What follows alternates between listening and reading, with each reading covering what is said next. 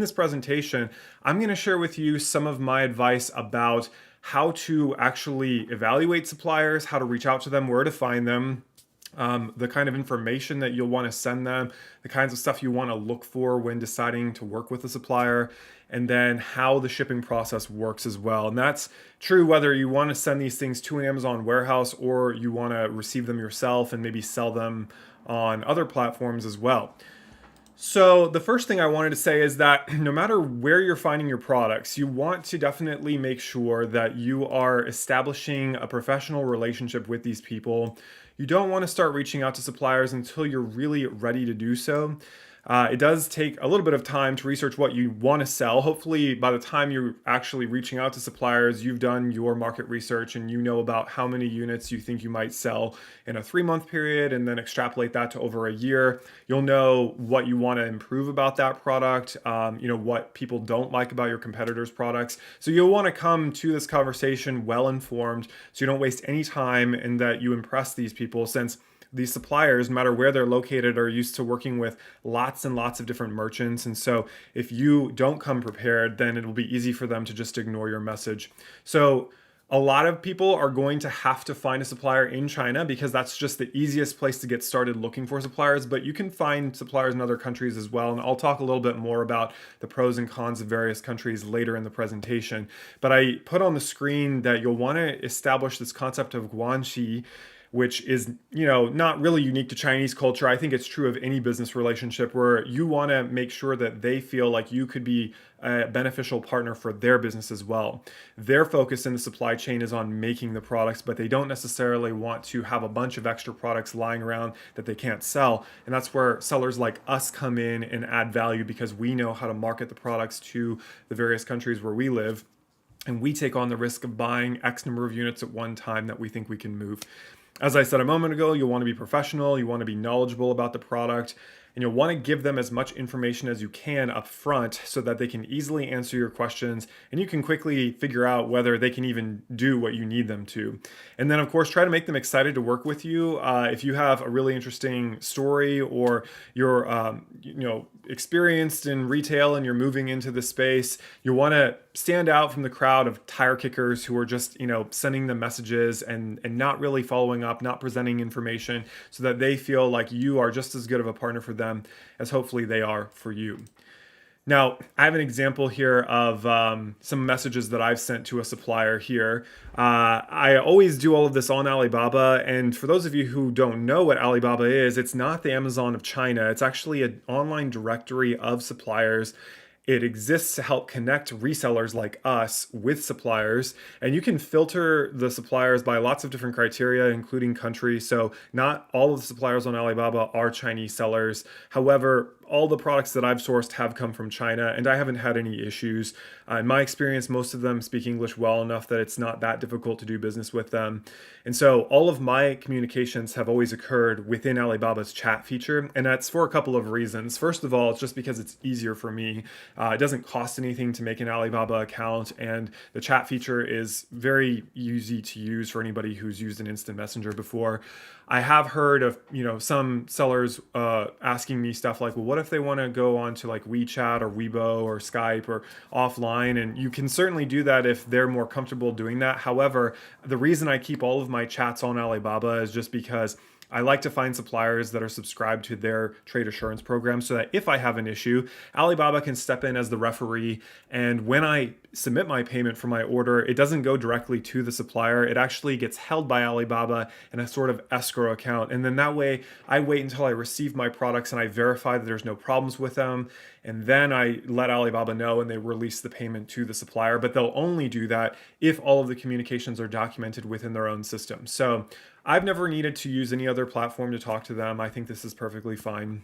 And I'm not showing you the whole conversation in this screenshot, but normally I'll start out by looking at the storefronts and then seeing what kinds of products they even make. All of the information that they present is kind of general. They'll have information about minimum order quantities. Often they'll have different buckets of pricing, where if you order X to Y amount of units, it's this price per unit. If you do it from like A to B number of units, it's a different price. But I would just take all of that with a grain of salt, because you won't really know what the price is or what they can do to until you actually start talking to them. So if I've found somebody in the directory that looks like a potential fit for what I need, then I'll send them a message and I'll just ask them questions about, I say, my name is Ed, I work with Ecom with Ed, whatever your business name is. And you don't have to have a business name, but it does help you look more professional. And then I let them know what I'm looking to source. If I have photos of similar products, I'll always attach those as well. But normally they'll have their own gallery of products, just like if you were shopping on an Amazon store.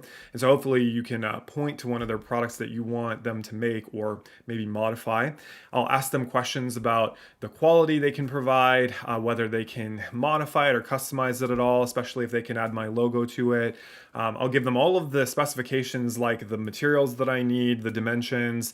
I always give them an estimate of the number of units I'm thinking of buying as well. I like to use a research tool like Helium 10 or Jungle Scout to get an idea of how many products are selling in a month period. And then I use that as a rough baseline so that I multiply it by 3 to get the idea of how many I might sell in a quarter. And then you can multiply it by 12 as well to get how many you might sell over the course of a year. But I will say, having been in sales myself, I always wanted to qualify a potential client so I could get an idea of how valuable they might be. So if you provide this estimate of your sales volume, that will go a long way in making you stand out as a professional seller and not just an amateur. So once I start talking to them and they answer some of my questions, you can see here I'm asking her stuff like, can I get a quote for this number of sets or units, with the logo, without the logo. She told me EXW price is $11.90 per unit, and then DDP shipping by sea is an additional $897 US, and it should take about 35 days. Those abbreviations are called Inco Terms, and I will explain more about those later, but they basically let me know where the responsibility for the shipment begins and ends, and DDP is usually the easiest way to ship products from China to the US or Europe if you are just an individual entrepreneur. And then you always want to try to haggle with them, because if you don't, especially in Chinese culture, they'll think that you don't know what you're doing, and it's always worth it to try to ask for a little bit of a reduction, but you obviously don't want to offend them either, so be reasonable about the reduction. If there's any rule of thumb, it's maybe like I try to haggle for maybe a price that's like 20% lower, 20 to 30% lower than what they initially offered. If you're not ordering very many units up front, of course, you're not going to have that much space to negotiate, but still worth it just to ask even for a small reduction so that you've at least done that part of the process. She wouldn't move in this example, but she did eventually send me some information about why their product was better than their competitors, so that was fine with me. I also always ask them about their packaging abilities and what kind of packaging they offer. I like to ask them if they have experience working with Amazon sellers, and in my experience, most of these Chinese manufacturers are very experienced preparing goods to go to Amazon warehouses. So normally they'll apply all of the labels, like the barcodes and any kind of other stickers that I need, for free. But they do charge different prices depending on how fancy you want the packaging to be. So she's also giving me some dimensions here of the gross weight and the net weight and how many units go in each box that she was going to send me. So this is just to give you an idea of the kind of conversation that you might have with a supplier on Alibaba. But hopefully once you've had them answer all of your questions, then you'll be able to actually get a sample from them. And then if it's good, then you can place the order. So before I get into, that reminds me, before I get into the pros and cons of the various countries, regarding samples, I should also say you always should expect to pay for the sample, but usually the sample itself isn't that expensive. What is expensive is the air shipping from China to the US or Canada or Europe. But it's normal for them to charge for that. And usually if you ask, they will be willing to refund you the cost of the sample itself if you place a larger order with them. They don't usually refund me the shipping price, but hey, if you can save maybe like $13 or whatever the sample cost is, that's nice. So they'll usually send it to you via air just because you need to get this stuff quickly so you can evaluate it and then hopefully become their customer. But as I was saying at the beginning of the presentation, I use Alibaba to look for suppliers, although I do have some links to other websites throughout this presentation where you can look for other suppliers if you want. And China is the biggest country for manufacturing consumer goods that are sold in the West. So As much as a lot of us here in America would like to get away from buying from China, the reality of global trade is just that for decades, for pretty much my entire life, they have been ramping up their production, and this has caused their economy to explode over a couple of decades to become the second largest one in the world. So, for better or worse, China is just better set up in terms of efficiency and the variety of products they can make to provide the lowest cost for American sellers. And also, anything that requires a lot of manual labor to put together will be cheaper to source in China than it would be in the US. However, just as a little interesting note, if it doesn't require much manual labor, like maybe a book that gets printed and bound by a machine, that could happen here in the US and it actually wouldn't cost that much different than it would to do in China. So, normally, things that require some kind of human input are going to be cheaper from China. They do have a lot of experience as well, and so if you want to customize the products, it's not too difficult to do that. They're usually a lot faster at making the products and shipping them out just because they're constantly churning stuff out all the time. However, the negative drawbacks are that they do have quite a big difference in terms of their culture and their English abilities. So working with them can be a challenge, and that is one of the things I look for when I'm evaluating suppliers is how communicative is the supplier? How easy are they to work with? Are they proactively trying to help me out? Are they asking me questions, or are they just not getting it, or they're ignoring me altogether? So you'll want to keep that in mind. It will be a little bit strange coming from a Western perspective and writing to them. They like to say hello dear or hello love. It's kind of funny how they try to be friendly and polite and accommodating. Don't be put off by that. Just know that it's going to feel a little bit different than working with somebody from a Western country. But in my experience, pretty much all of them have been very eager to help me, and they've written English well enough that I've never had any kind of major misunderstanding that caused a huge problem for me. But you do also have to keep in mind the time difference and how sometimes I have to write to them quite late in the evening here in Texas if I want to catch her while she's online.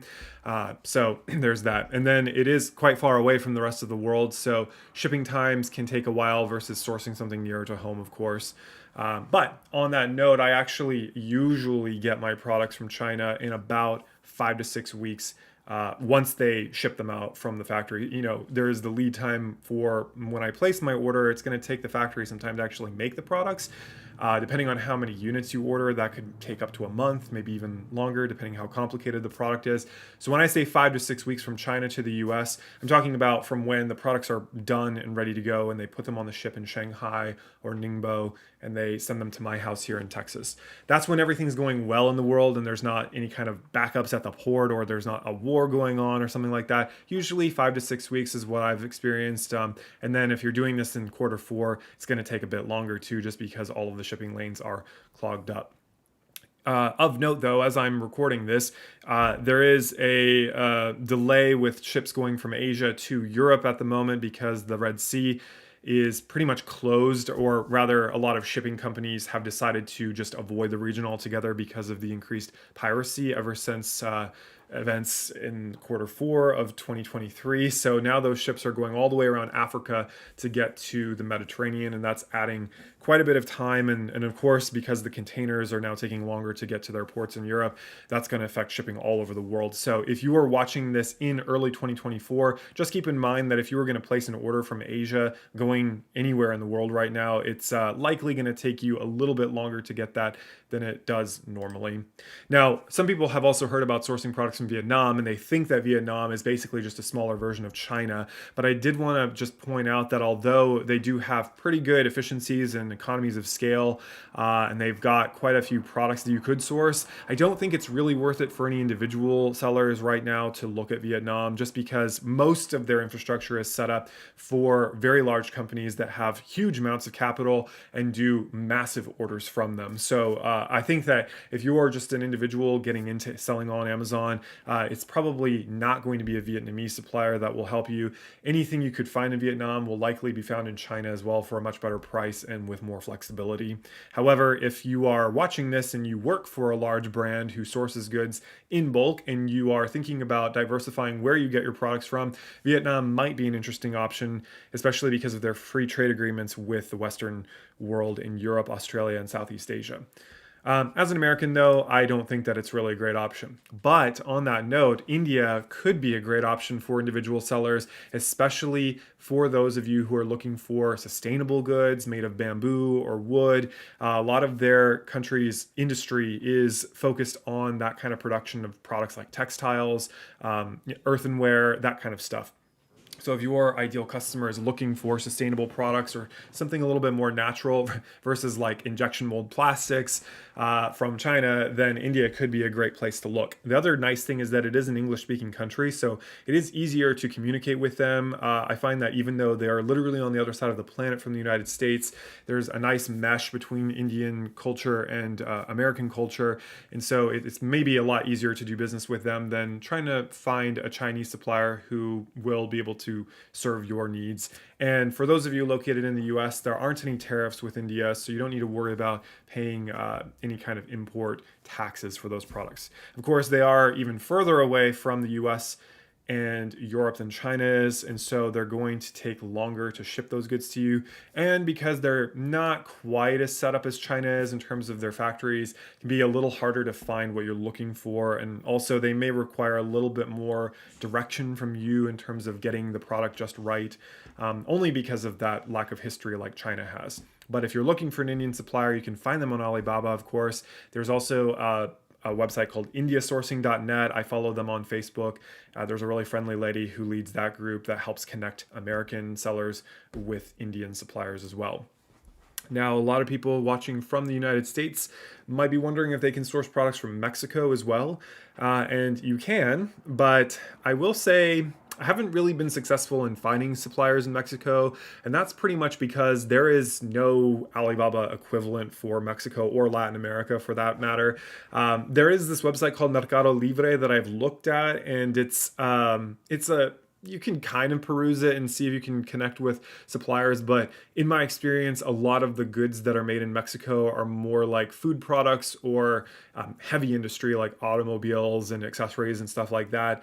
And there's really just no infrastructure set up to do this the way that China has. So if you're able to find a needle in a haystack and you do find a Mexican supplier who can make something of what you need, you're going to need to work very closely with them to make sure that they are making the product to your specifications. Nice thing is that there is free trade with the US and Canada, and they're right across the border, so putting it on a truck and getting it into America is a lot cheaper and faster than shipping it across the world from China. However, I just want to caution everybody who's thinking about sourcing in Mexico that it's not quite as simple as it might seem to find a supplier, depending on what you're thinking of selling there. But I do know that there are groups of American sellers who go to Mexico, and that there are groups out there who try to connect sellers with Mexican suppliers. I think that there will be more and more suppliers in Mexico over the next several years, just because a lot of American companies do want to try to get away from sourcing everything in China, especially with all of the geopolitics going on. So keep looking, don't get discouraged. You very well may find something in Mexico. Similar to Mexico, the US is going to be almost impossible to find manufacturers of cheap consumer products like what are sold on Amazon. However, I'm a big believer in diversifying your sales channels. And so you don't only need to sell on Amazon. You might want to set up your own website. And so if you're going to sell a very niche product to maybe an higher scale audience who are looking for made in America products or stuff that's like artisanal or very premium quality, there are companies that will make things like that. I found like very high-end children's toys.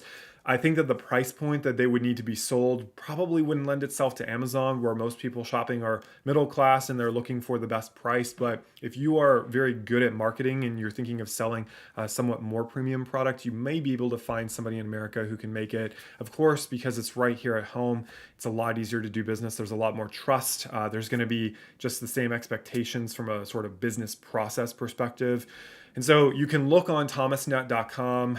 There are also some trade shows that go on in America, like the Private Label Trade Show, ASD. There's one called the Prosper Show in Vegas. So definitely try looking in America, and even Alibaba will allow you to filter by American suppliers too.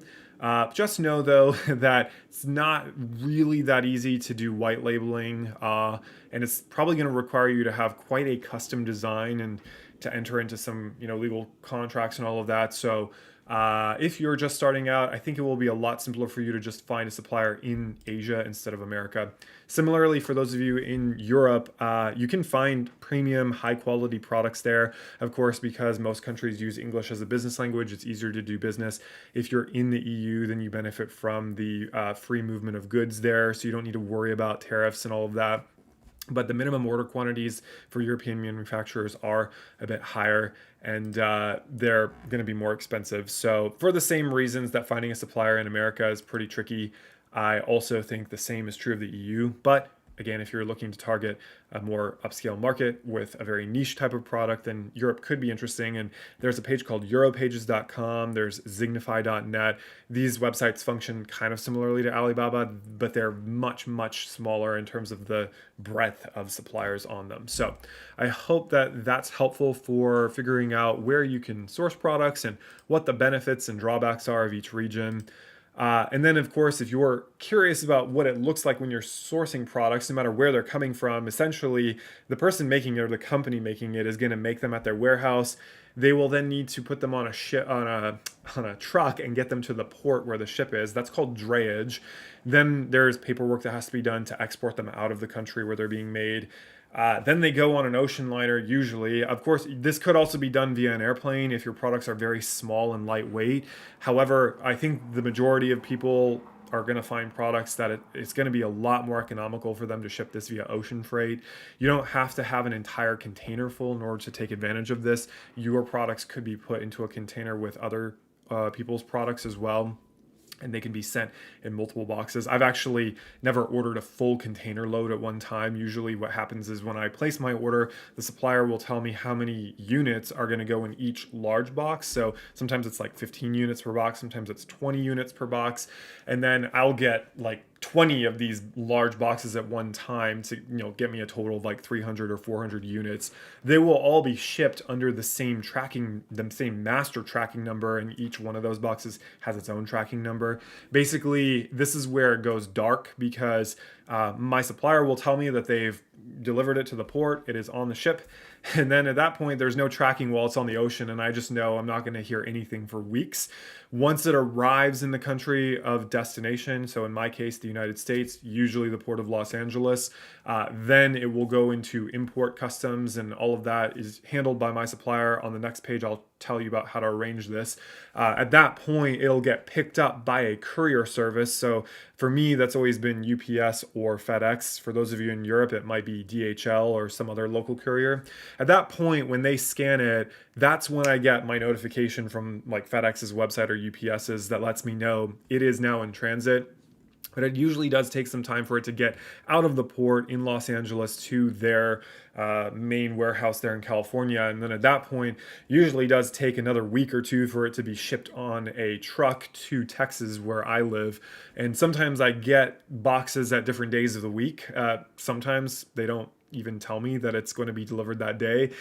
So I'm only letting you know this because oftentimes it feels like you're just waiting in the dark, and then all of a sudden it'll arrive at your house. If you're fortunate and they are on the ball and they give you a heads up, you can at least know when to expect your order if you're receiving it at your own home.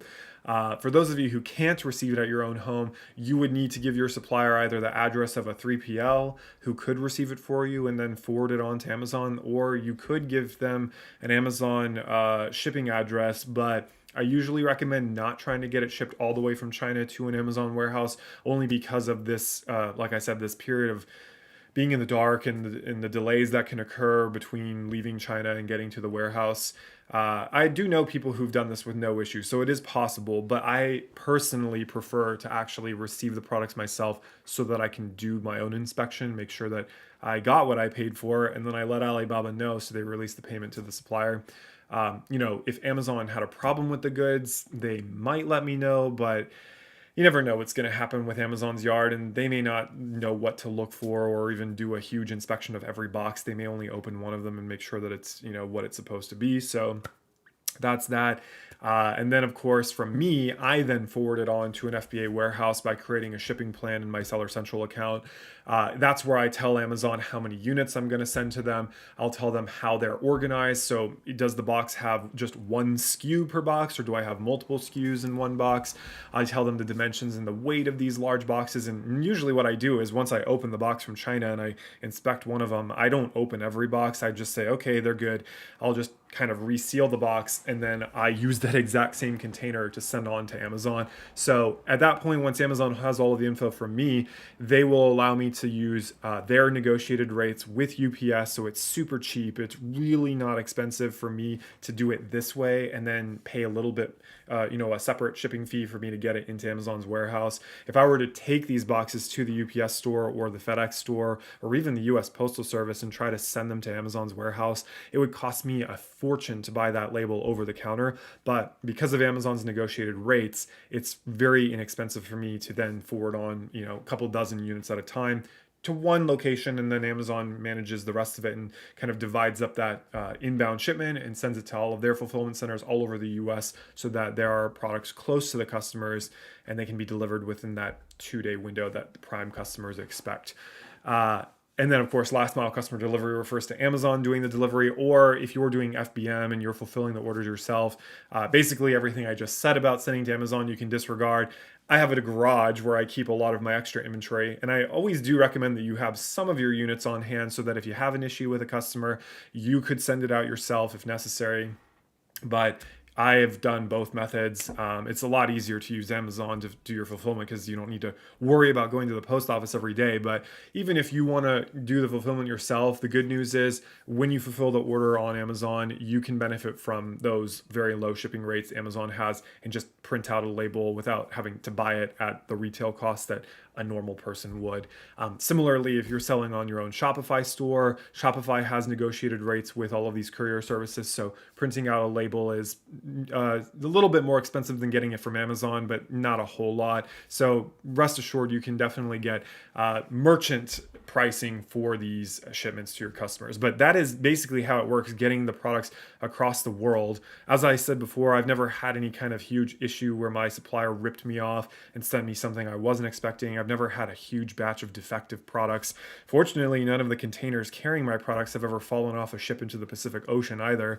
But if they had, then that is what Inco Terms are for. So that's the last thing I want to talk about here. And Inco Terms are just these abbreviations. They're standardized agreements worldwide that say where one party's responsibility ends and the other party's responsibility begins. And it is a spectrum. So I'm going to make my camera a little bit smaller so you can see the DDP one at the bottom there. But basically from one extreme, you've got EXW, which stands for Ex Works. That means that basically the manufacturer will make the products and then just put them outside of their factory door. And at that point, you, the purchaser, need to arrange the drayage to the port. You need to arrange the transoceanic shipping. You need to do all of the export and import paperwork, all of that. That is one extreme. So when you're getting quotes for samples or for orders from a supplier, if they give you an EXW price, that's basically telling you what the cost of the goods themselves are without any shipping at all. On the other end of the spectrum, at the bottom of this image, is DDP shipping, and that stands for Delivery Duty Paid. This is the one I usually use because it is just the most convenient. So it is a bit more expensive because you're allowing your supplier to handle all of the shipping for you. But for an individual seller, this is very much worth it.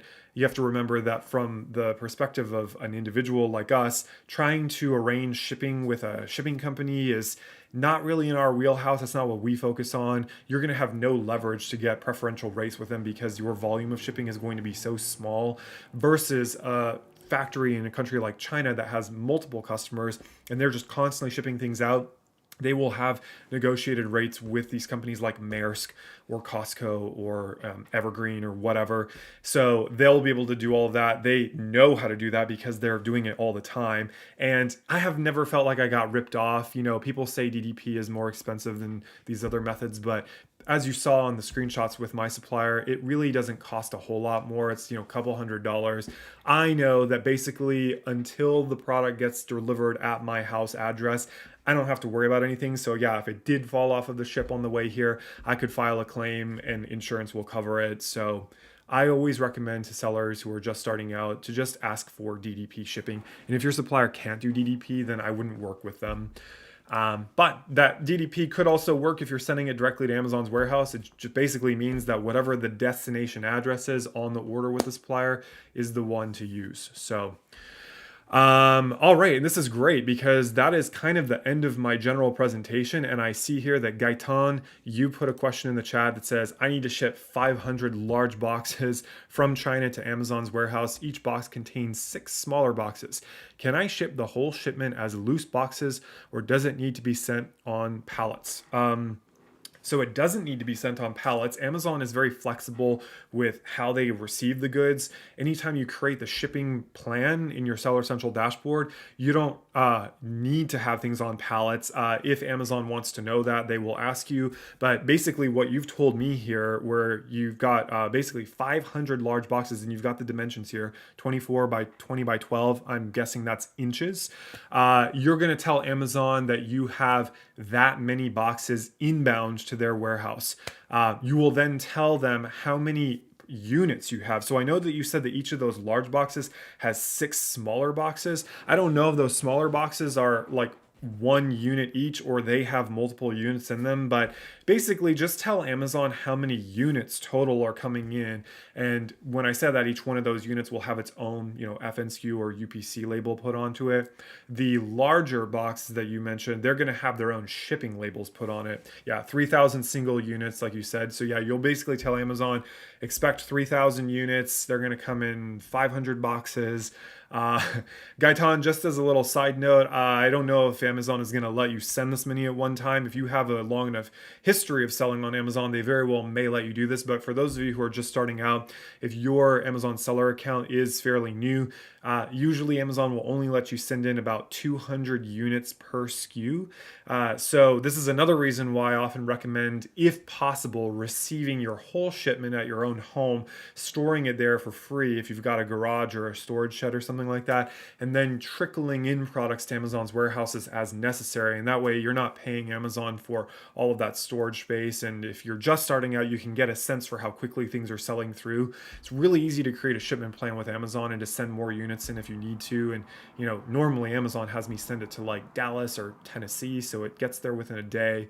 But yeah, you're basically going to tell Amazon how these are arranged, and then they will give you instructions for which address to send it to, and they'll let you print out the labels for all of those boxes too. Of course, if it's your supplier in China, you'll just create the labels as like a PDF file and then send that to your supplier so they can attach those to the box as well.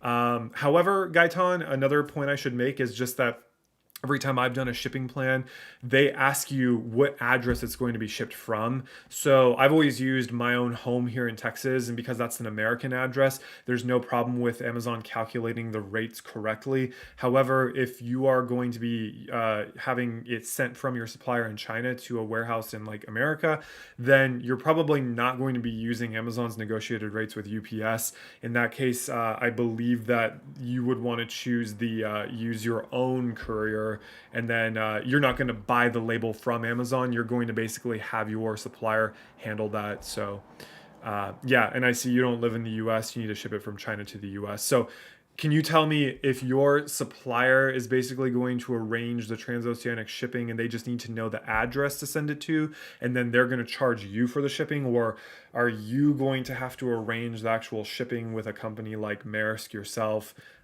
Either way, you're basically, when you tell Amazon, you're going to opt out of their negotiated rates and just tell them when to expect the shipment. So great question. You said I need to use a shipping agent. Okay, well, good to know. If you don't have one already, I have a recommendation for you.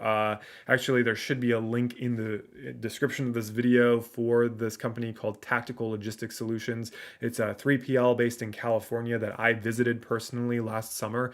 It's run by a family that's been doing this for decades, like since the 70s. However, the guy who's the current CEO of it is an Amazon seller, and so they're really tailoring their services for individual Amazon sellers, and so they'll do any step of this process. So if you need help arranging shipping, they can help you out. So check out the description of this video if you guys are watching this later as well. If you need help importing stuff to the US, they also told me they can do this for other countries. So if you're in Canada or the European Union as well, they can assist you. I just know that they're mainly headquartered here. And you said that they're more expensive. Well, yeah, sorry to hear that you've already reached out to them, but they are the ones that I've worked with personally. I don't have any links to other companies, but and I will say when I looked into 3PLs myself, just out of curiosity, it was not worth it for me to use a 3PL myself since I was able to receive the products. But yeah, I hope that you can find a solution that works for you. You might want to ask your supplier in Asia if they have any recommendations, just because usually they're so much more experienced with the actual, global shipping portion of this. So they might actually have connections here in the US as well. I know that when I've used DDP shipping, the label on the big boxes that I received that came from California, it would get sent to a person with a Chinese name in California that was somehow connected to my supplier in Shanghai. So hopefully they might be able to help you out, Gaitan.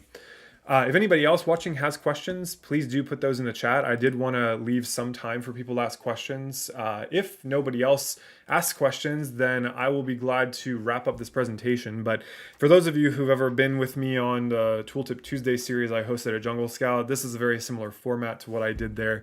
And I really love interacting with people watching. So also, if you are watching the recording of this later, feel free to put your questions in the comment section as well. I'll get notifications when people do that, and I'd be glad to leave a response to you as well. So, and Gaitan also said that Amazon's asking me to send to 2 different warehouses. So yeah, if you have a lot of units inbound, they may ask you to divide up the shipment that way.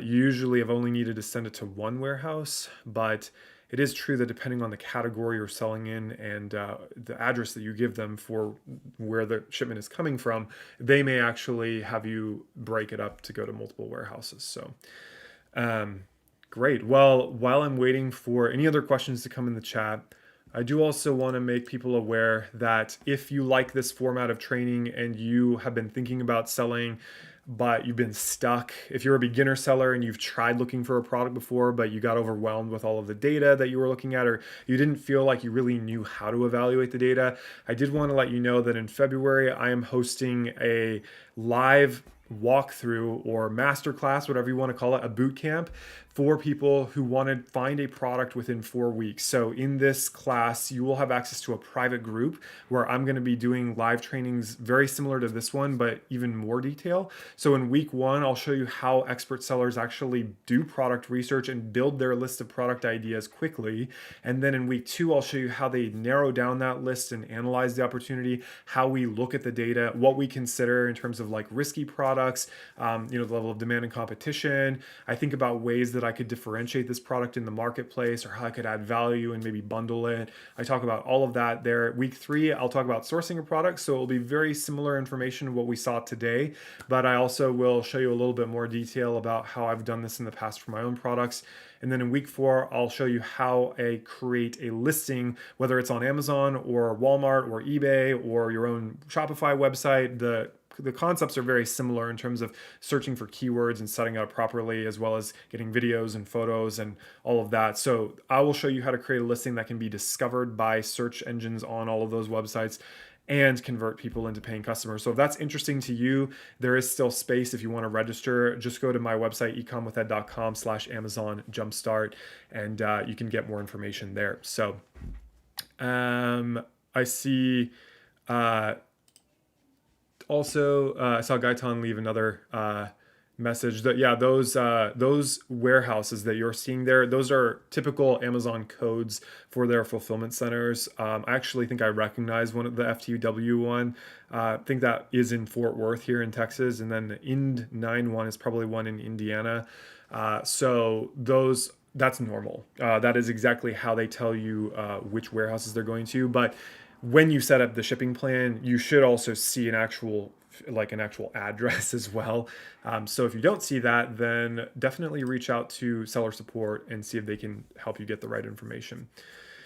And then anybody watching as well, if you didn't want to do the whole masterclass, but you do still wish that you could sit down with an expert who's gone through the whole process of finding products and launching them multiple times, I also offer my own coaching services. So if you want to book a session with me, I'd love to sit down with you and hear what's blocking you. I've done this with lots of different people, whether they're looking for products. I've done it with several people who are running pay-per-click campaigns on Amazon and just feel really confused by the data that Amazon is showing them. So if you go to ecomwithed.com/coaching, you can book a session with me.